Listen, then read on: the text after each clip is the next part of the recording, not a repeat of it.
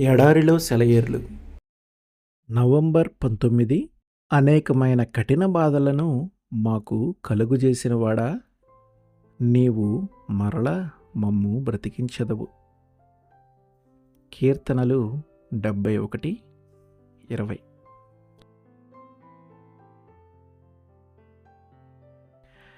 దేవుడు మనకు కష్టాలను చూపిస్తాడు.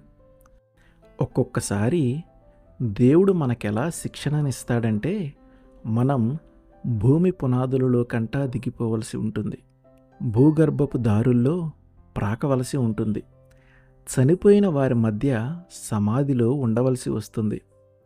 కానీ ఆయనకు మనకు మధ్య ఉన్న సహవాసపు తీగ ఎప్పుడూ బిగితై తెగిపోదు.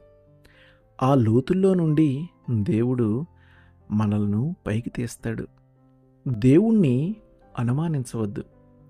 ఆయన నిన్ను వదిలేశాడని, మరచిపోయాడని ఎప్పుడూ అనుకోవద్దు.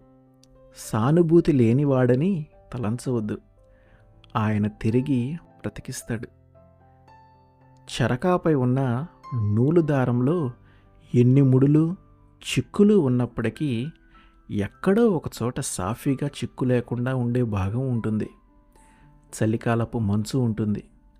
ఎట్టకేలకు వసంత ఋతువు రాగానే అది తప్పకుండా విడిపోతుంది. నిలకడగా ఉండండి. దేవుడు తప్పక మీ వైపుకు తిరుగుతాడు. మిమ్మల్ని ఆదరిస్తాడు. ఆయన అలా చేసినప్పుడు కీర్తనలు మర్చిపోయిన హృదయంలో నుండి తిరిగి విజయగీతం పొంగిపొర్లుతుంది.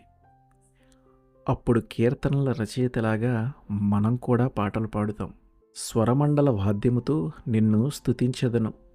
నా పెదవులను, నీవు విమోచించిన నా ప్రాణమును నిన్ను గూర్చి ఉత్సాహధ్వని చేయును. వర్షాలు కురిసినా, గాలులు వీచినా, చలికాలపు గాలులు వణికించినా, మబ్బులు కమ్మిన ఆకాశం ఇంకా చీకటైపోయినా, ఆకులు రాలి వసంతకాలం గతించిన, నా ముఖంపై గాలివానలు కొట్టిన నిశ్చల సంద్రంలా నా ఆత్మ నిబ్బరంగా ఉంది. దేవుడిచ్చినదేదైనా దాన్ని స్వీకరించేందుకు నా హృదయంలో లేదు ఆయన తీర్చలేని ఏ కోరిక. ఆమెన్.